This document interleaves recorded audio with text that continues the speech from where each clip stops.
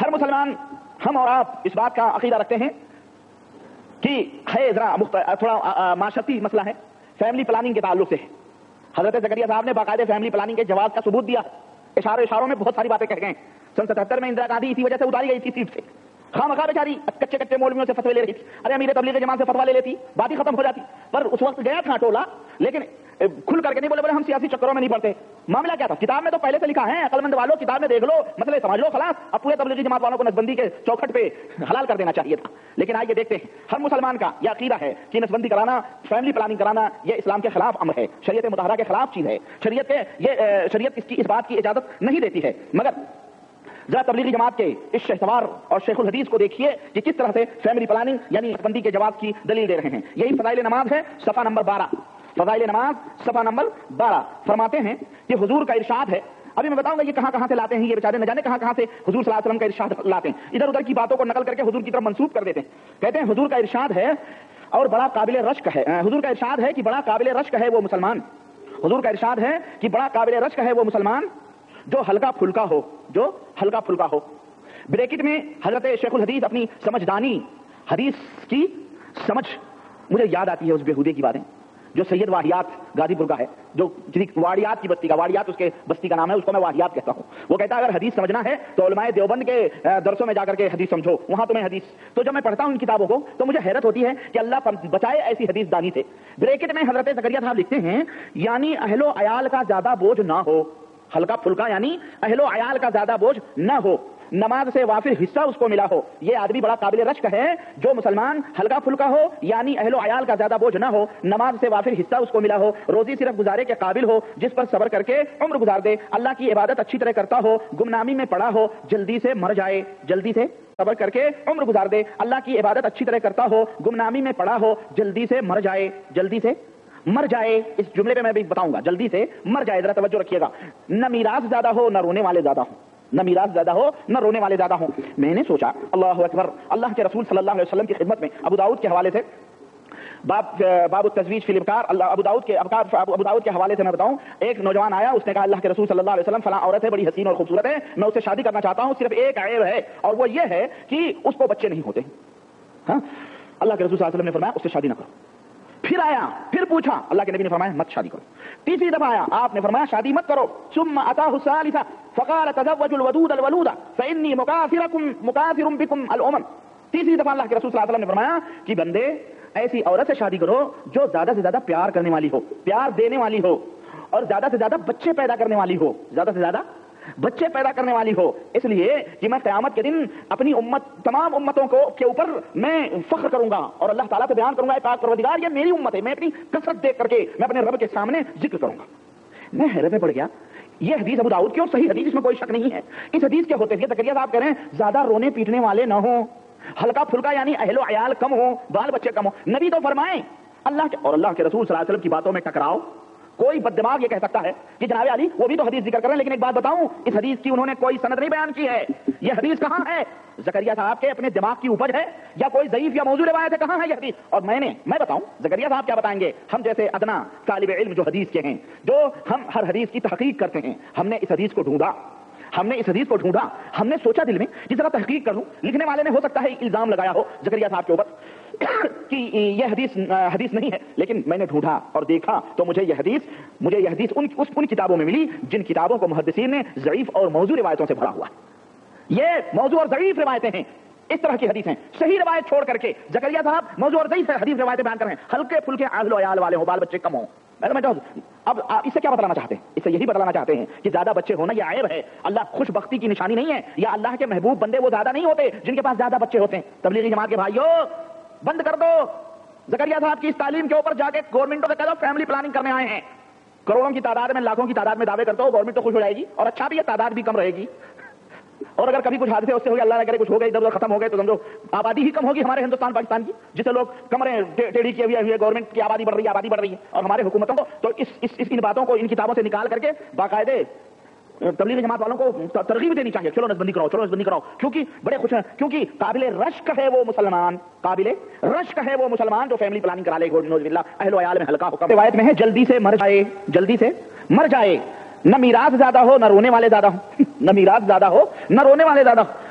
شیخ زکریا صاحب کے اس لفظ مر جائے کے اوپر جو استعمال انہوں نے کیا ہے، تو میں سمجھ رہا ہوں کہ شاید شیخ صاحب یہ کہنا چاہ رہے ہیں کہ اگر جلدی سے فطری موت جلدی نہ آئے اور حساب و کتاب میں آسانی پیدا ہو، جلدی اگر فطری موت یعنی اگر فطری موت آ جائے تاکہ حساب و کتاب میں آسانی پیدا ہو، مگر موصوف نہیں ہے، یعنی جلدی سے اسے موت آ جائے تو بہتر ہے. موت آ جانا الگ اور جلدی سے مر جانا الگ ہے. کیوں؟ موت آنا اللہ کی طرف سے ہوتا ہے اور مر جانا، سمندر میں اپنے آپ کو ناک بند کر کے بیٹھ جاؤ، دریا میں بیٹھ جاؤ، چھت کے اوپر سے کود کے مر جاؤ، مر جانا.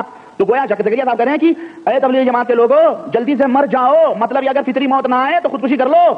یہی تو ہوا، مر جانا یہی ہوتا ہے کہ آدمی مر جاتا ہے. مطلب کیا ہے؟ یعنی کہیں کود کے مر گیا، کہیں کسی اور سے ڈوب کے مر گیا، کہیں چاقو مار لی، تلوار مار لی، مر جائے. یہی یعنی خود موت کا اہتمام کر لے، وہ بہتر یہی ہے اس کے لیے تاکہ جنت کے اندر وہ چلا جائے. لیکن یاد رکھو اگر زکریا صاحب کے فارمولے پہ عمل کرو گے تو اللہ کے رسول صلی اللہ علیہ وسلم نے فرمایا کہ جو شخص اپنی فطری موت نہ مرے اور خودکشی کر کے مرے تو جن ہتھیاروں سے یا جن طریقوں سے وہ مرا ہے وہ ہمیشہ اسی طرح کا عذاب اسے جہنم میں دیا جائے گا. اس لیے ہم ادنا سے طالب علموں سے مشورہ لے لیا کرو ہر باتوں میں. ہم تمہیں رہنمائی کرتے ہیں کہ اس طرح کی باتوں کے عمل میں نہیں کرنا کہ چاقو مار دو زکریا. مولانا زکریا رحمۃ اللہ علیہ نے فضائل اعمال میں ایک حدیث کوڈ کی ہے. اس بنیاد پر معراج ربانی نے بہت سے جاہلانہ اعتراض کیے ہیں.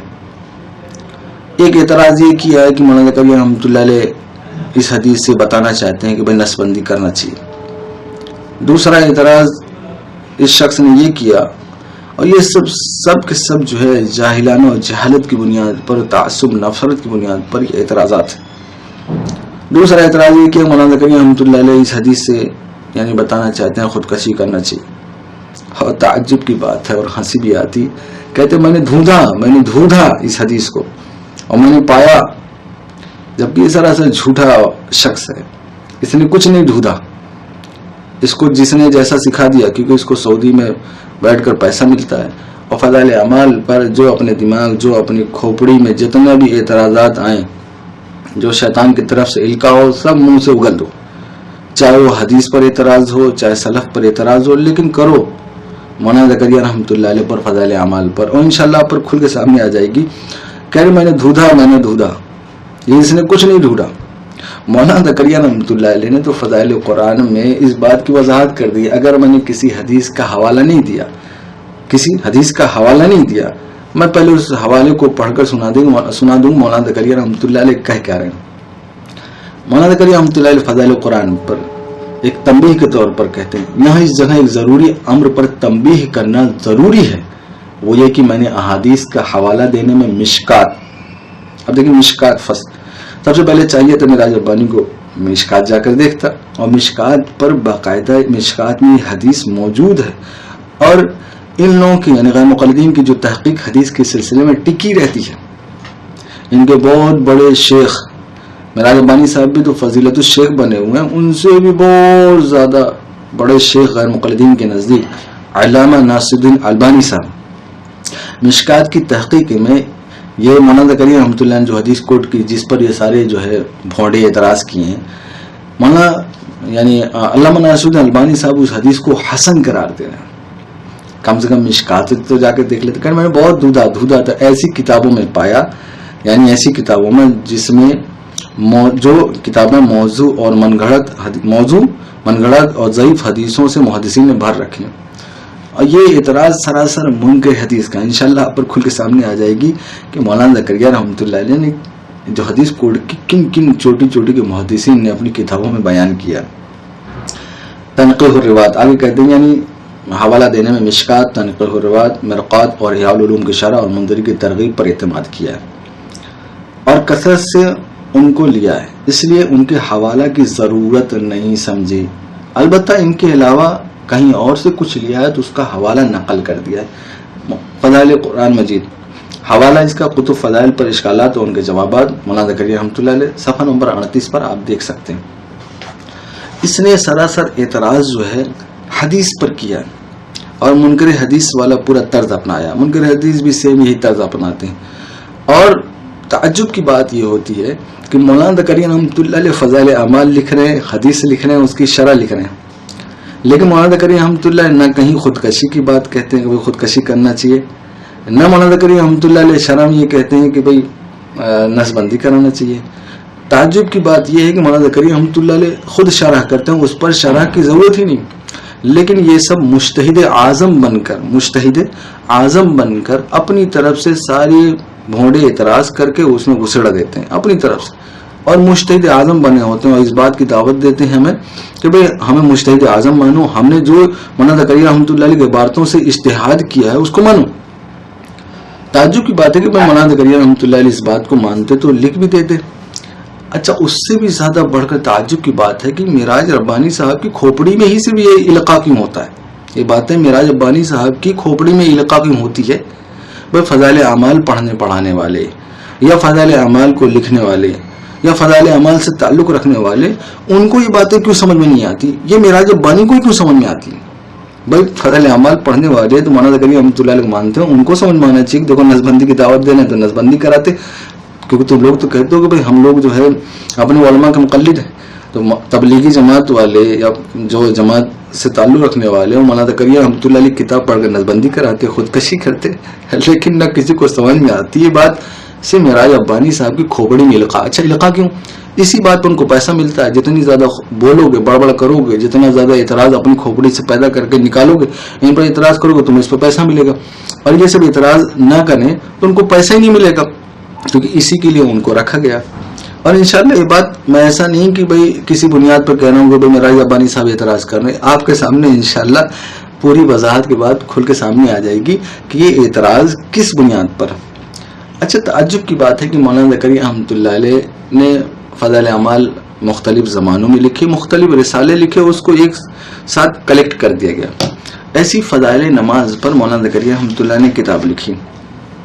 تعجب کی بات یہ ہے کہ مولانا زکریا رحمۃ اللہ علیہ سے بہت پہلے مولانا عبد الغنی دمشقی رحمۃ اللہ، جن کی وفات 600 ہجری میں ہوئی، ان کی کتاب کا نام ہے اخبار الصلاۃ۔ جیسے مولانا زکریا رحمۃ اللہ علیہ نے یعنی فضائل نماز پر کتاب لکھی، اخبار الصلاۃ نامی کتاب لکھی ہے مولانا عبد الغنی دمشقی رحمۃ اللہ علیہ نے 600 ہجری میں۔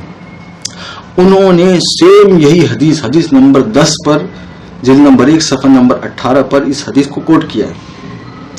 تعجب کی بات یہ ہے کہ سلف کے بڑے بڑے اسکالر موجود تھے، کسی کے دماغ میں، کسی کی کھوپڑی میں یہ سب القاء نہیں ہوا جو معراج ربانی صاحب کے دماغ اور کھوپڑی میں القاء ہوا کہ یہ حدیث خودکشی کی دعوت دیتی، یہ حدیث نسبندی کی دعوت دیتی ہے، یہ حدیث فلاں۔ یعنی جتنے بودے اور باطل اعتراضات ان کے ہیں، کسی محدث کے ذہن اور دماغ میں پیدا نہیں ہوا، یہ معراج ربانی کے دماغ اور کھوپڑی میں القاء ہوا۔ سب سمجھ سکتے ہیں کہ بھائی القاء کن کی طرف سے ہوتا ہے، یہ سب خرافات، کیونکہ یہ سب تو احادیث پر اعتراض ہے۔ اس سے بھی زیادہ تعجب کی بات یہ ہے کہ مولانا زکریا رحمۃ اللہ نے صرف حدیث کوڈ کی ترجمہ کر دیا۔ ابن رجب حنبلی رحمۃ اللہ علیہ، یعنی اتنی بڑی عظیم شخصیت و پرسنالٹی اور محدث، جس حدیث کو مولانا زکریا رحمۃ اللہ علیہ نے فضائل نماز میں یعنی کوٹ کیا ہے اور اس کا ترجمہ کر دیا ہے، اس پر باقاعدہ پوری کتاب لکھی ہے، یعنی اس حدیث کی شرح پر پوری کتاب لکھ ڈالی ہے ابن رجب حنبلی رحمۃ اللہ علیہ۔ دیکھیں رسائل ابن رجب، یعنی ابن رجب رحمۃ اللہ مختلف رسائل جو کتابی شکل میں تھے ان کو کلیکٹ کر دیا گیا، جلد نمبر 2 صفحہ نمبر 740 پر باقاعدہ اس کی تفصیلاً شرح اس حدیث کی لکھی جو معراج ربانی صاحب کو مل ہی نہیں رہی تھی، اور کہنے میں ملی مجھے تو، اور ایسی کتابوں میں جو موضوع اور یعنی من گھڑت حدیثوں سے بھری ہوئی، پتہ نہیں ان کے ہاں جو ہے کون سی کتابیں موضوع، شاید صحیح ستہ کی کتابیں جو ہے موضوع اور من گھڑت حدیثوں سے بھری ہوئی ہیں اور ضعیف حدیثوں سے بھری ہوئی ہیں۔ یہ حدیث ابن ماجہ میں ہے جو صحیح ستہ میں آتی ہے، یہ حدیث ترمذی میں ہے صحیح ستہ میں آتی ہے، لیکن کہہ رہے میں طالب علم ہوں، تلاش کیا، پتہ نہیں کون سا انہوں نے تلاش کیا، کون سے طالب علم ہیں، بس کسی نے کچھ سکھا دیا، بڑھ بولنا شروع کر دیا۔ اس کے علاوہ ابن عبد الحادی رحمۃ اللہ علیہ، جن کی وفات 895 ہجری میں ہوئی، انہوں نے باقاعدہ اس حدیث کی شرح پر پوری کتاب لکھی۔ اگر شاملہ میں آپ مخطوطات کی فہرست میں دیکھیں گے تو اس حدیث کی شرح میں یعنی کتاب کا تذکرہ ملتا ہے اور باقاعدہ مخطوطات کی شکل میں موجود ہے۔ اس کے علاوہ ابن طولون رحمۃ اللہ علیہ نے بھی اس حدیث کی باقاعدہ شرح کی ہے۔ آئیے ہم دیکھتے ہیں. اچھا تعجب کی بات یہ ہے کہ ان کے فضیلت الشیخ بڑے بڑے شیخ بڑے بڑے علماء حدیث کو کوٹ کریں, حدیث کو حسن قرار دیں, حدیث کو حسن قرار دیں, ان پر کوئی اعتراض نہیں. علامہ ناصر الدین البانی صاحب نے حدیث کو کوٹ مشکات میں باقاعدہ اس حدیث کو حسن قرار دیا. احمد شاکر نے حدیث کو صحیح قرار دیا. عبد القادر انور نے اس حدیث کو جو ہے حسن قرار دیا. اور انشاءاللہ ہم آپ کے سامنے بہت حوالے دینے کی کوشش کریں گے. سب سے پہلے ہم آپ کو بتاتے ہیں, کیونکہ انہوں نے ایک بات کہی ہے, میں نے تلاش کیا, بہت ڈھونڈا, انہوں نے تو موضوع اور ان کتابوں میں پایا جو موضوع اور من گھڑت اور ضعیف حدیثوں سے محدثین نے بھر رکھا ہے. پتہ نہیں ان کے یہاں ترمذی شاید اسی زمرے میں آتی ہے, بھائی اس کو سیاہ ستہ سے نکال دینا چاہیے. اچھا تعجب کی بات ہے کہ مولانا زکریا رحمۃ اللہ علیہ نے حدیث کوٹ کی, اس کے مقابلے میں حدیث پیش کی, وہ ابو داؤد سے پیش کی, وہ بھی سیاہ ستہ میں آتی ہے, یہ بھی سیاہ ستہ میں آتی ہے. لیکن انہوں نے اس انداز سے پیش کیا کہ مولانا زکریا رحمۃ اللہ نے جس کتابوں سے کوٹ کیا ہے وہ کتابیں موضوع اور من گھڑت حدیثوں سے اور ضعیف حدیثوں سے بھری ہیں, جبکہ یہ سراسر منکر حدیث اور جاہلوں کا اعتراض.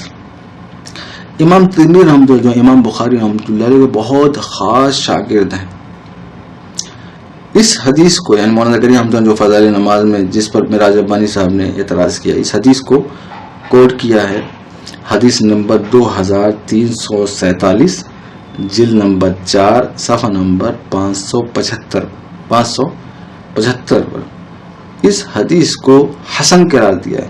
اچھا حسن شواہدات کی بنیاد پر قرار دیا ہے. کون؟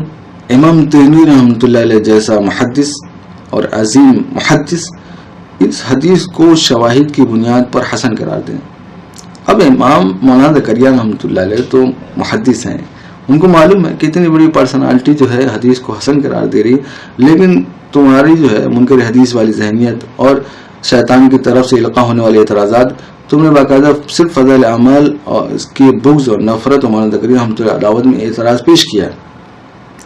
ابن جوزی رحمۃ اللہ علیہ جیسا بڑا محدث جن کی کتاب منہاج القاصدین, جن کی تلخیص جو ہے امام احمد بن محمد قدامہ مقدسی رحمۃ اللہ علیہ نے کی ہے, اس کا اردو ترجمہ محمد سلیمان کیلانی نے کیا ہے.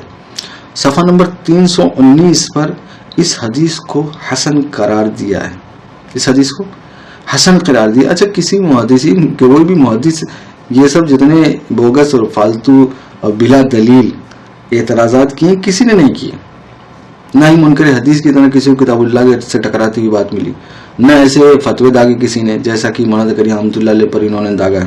اگر ان کی حدیث دانی ہے, انشاءاللہ ان کی حدیث دانی کھولیں گے کہ بھئی یہ جو معراج ربانی صاحب کی حدیث دانی کیسی ہے, منکر حدیث والی ہے. مولانا زکریا رحمۃ اللہ علیہ تو سلف کے طرز پہ چلنے والے, انہوں نے اپنا نام یعنی سلفی تو رکھا ہے لیکن سلف کے سراسر مخالف, سلف سے راستے سے ایک دم ہٹے ہوئے, صرف احادیث کی بغض, مولانا زکریا رحمۃ اللہ علیہ کی بغض اور دشمنی میں جو چاہے اعتراض کرے, چاہے وہ حدیث پہ اعتراض جاتا ہوں. غیر مقلد کے بہت مشہور عالم احمد شاکر نے مسند احمد جلد نمبر 16 صفحہ نمبر 233 پر حدیث نمبر 22097 پر اس کی اسناد کو یعنی جو حدیث مولانا زکریا رحمۃ اللہ نے کوٹ کی ہے صحیح قرار دیا ہے. اچھا علامہ ناصر الدین البانی صاحب نے مشکات المصابیح جلد نمبر 3 صفحہ نمبر 433 حدیث نمبر 589 پر اس کی اسناد کو حسن قرار دیا. میں ایک بات واضح کر دوں کہ علامہ ناصر الدین البانی صاحب نے ترمذی کی شرح میں, ترمذی کی تحقیق میں, ابن ماجہ کی تحقیق میں روایت کو ضعیف کہا ہے, لیکن مشکات کی تحقیق میں انہوں نے اس حدیث کو باقاعدہ حسن قرار دیا ہے. اسی وجہ سے تنبیہ القاری میں عبداللہ الدویش نے باقاعدہ حدیث نمبر 13 پر اس بات کو بیان کیا کہ جامع الصغیر میں البانی نے ضعیف کہا ہے اور مشکات پر حسن کہا ہے, اور البانی صاحب کو اصول کو سامنے رکھتے ہوئے انہوں نے پھر جامع الصغیر پر اس کی یعنی اس حدیث کی جو ہے حسن قرار دیا. اچھا تعجب کی بات یہ ہے کہ بھئی مولانا زکریا رحمۃ اللہ علیہ سے اگر بغض اور عداوت ہے, نفرت ہے, تو انصاف کا تقاضا یہ ہے, انصاف کا اگر آپ سچے نام تو آپ نے اہل حدیث رکھا, انصاف کا تقاضا یہ ہے کہ بھئی جن محدثین نے اس حدیث کو حسن قرار دیا, اس حدیث کو مانا ہے, تو ان پر بھی آپ وہ فتویٰ، وہ مولانا زکریا رحمۃ اللہ جتنے اعتراضات ہیں وہ آپ ان پر بھی کر دیتے، احمد شاکر پر کر دیتے، باقاعدہ امام تیمیہ رحمۃ اللہ علیہ پر کر دیتے، اور ایسی البانی صاحب پہ کر دیتے. بھائی آپ ان کو تو اپنا بہت بڑا مانتے ہیں نا. آئیے آگے چلتے ہیں. ایک کتاب کا نام ہے مفہوم الولا، علی بن نائف الشہود، جلد نمبر 1 صفحہ نمبر 356 پر اس حدیث کو صحیح لغیر ہی کہا ہے، یعنی شواہدات کی بنیاد پر اس کو صحیح لغیر ہی کہا ہے. ایسی المداوی الجامع الصغیر پر احمد بن محمد الغماری نے حدیث نمبر 954 پر یہ کہتے ہیں کہ بھئی علی بن یزید پر، جن کو خود امام تیمیہ رحمۃ اللہ نے ضعیف کہا ہے لیکن شواہدات کی بنیاد پر حدیث کو حسن مانا ہے، کہتے ہیں کہ علی بن یزید اس میں منفرد نہیں بلکہ ان کی مطابقت کی گئی، جیسے کہ ابن ماجہ، خطابی نے اور اس کے علاوہ اور دوسری یعنی کتابوں میں باقاعدہ مطابعات موجود ہیں. اخبار القضات ہیں ابو بکر محمد بن خلف کی وفات 306 ہجری میں. معاذ بن جبل رضی اللہ تعالیٰ، یہ کیا نام ہے، جو حدیث جو ہے ہم مولانا زکریا رحمۃ اللہ نے کوٹ کی، امامہ رضی اللہ تعالیٰ، یہ جو حدیث ہے یہ انہی الفاظ میں، یعنی کچھ الفاظ مفہوم تو وہی ہے لیکن کیونکہ خفیف الحاظ پر انہوں نے اعتراض کیا ہے، معاذ بن جبل رضی اللہ تعالیٰ عنہ سے دوسرے الفاظ کے ساتھ اس مفہوم کو جو ہے پیش کیا ہے اخبار القضات میں. ایسی ایک کتاب ہے احادیث قدسیہ، اور اس میں جو حدیث قدسی کو جمع کیا جمال محمد علی الشقیری نے حدیث نمبر 402 پر اس حدیث کو حسن کہا ہے. جامع الاصول پر ابن عصیر جزی رحمۃ اللہ علیہ، جن کی وفات 606 ہجری ہوئی، تحقیق اس کی عبد القادر ارناؤت نے کی ہے، جلد نمبر 10 صفحہ نمبر 137 پر لکھتے ہیں کہ اس کی اسناد جو ہے وہ حسن ہے. اس کے علاوہ بہت سے محدثین نے، خود امام حاکم رحمۃ اللہ علیہ نے اس حدیث کو کوٹ کیا ہے، اور اس حدیث کو کوٹ کرنے کے بعد حدیث کو صحیح مانا. اچھا، ابن مبارک رحمۃ اللہ علیہ جیسا عظیم محدث، اچھا بہت سے محدثین نے اپنی جو زہد پر کتابیں لکھی، چاہے امام احمد بن حنبل، چاہے ابن مبارک رحمۃ اللہ، اور دوسرے بہت سے لوگوں نے زہد پر کتابیں لکھی ہیں. اکثر لوگوں نے اس حدیث کو کوٹ کیا، جیسے کتاب الزہد ابن مبارک رحمۃ اللہ علیہ کی وفات 181 ہجری، جلد نمبر 2 صفحہ نمبر 54 پر. ایسی کتاب الزہد جلد نمبر 2 صفحہ نمبر 39 پر دوسرے جو ہے یعنی دوسرے الفاظ کے ساتھ جس میں خفیف الحاظ کا جملہ موجود ہے لے کر آئے. ایسے ہی سنن ابن ماجہ حدیث نمبر 4117 جلد نمبر 2 صفحہ نمبر 1378 پر. مستدرک حاکم حدیث نمبر 7148 جلد نمبر 4 صفحہ نمبر 137 پر امام حاکم نے اس کو صحیح کہا ہے. ایسی شعب الایمان میں امام بہقی رحمۃ اللہ علیہ، جن کی وفات 458 ہجری میں ہوئی، اس کو دوسری سند سے بیان کیا ہے، اور حدیث نمبر 9868 پر. اس کے علاوہ الزہد والصفا الزاہدین ابو سعید بن العرابی، جن کی وفات 340 ہجری میں ہوئی، حدیث نمبر 104 پر بیان کیا. الغربا ابو بکر اجوری رحمۃ اللہ، جن کی وفات 360 ہجری میں ہوئی، حدیث نمبر 35 پر بیان کیا. مسند حمیدی حدیث نمبر 933 جلد نمبر 2 صفحہ نمبر 155 پر اس حدیث کو بیان کیا. اور شاید معراج ربانی کے نزدیک مسند حمیدی ہو، ترمذی ہو، ابن ماجہ ہو، یہ سب کتابیں شاید ان کے نزدیک موضوع اور من گھڑت و ضعیف روایتوں سے بھری ہوئی کتابیں ان کے نزدیک شاید. ایسی الزہد للمعافی ابو سعید معافی، جن کی وفات 185 ہجری میں ہوئی، اس حدیث کو یعنی خفیف، اس میں بھی خفیف الحاظ کا جملہ موجود ہے. مسند ابو داؤد طیالسی حدیث نمبر 1229 پر اس کو بیان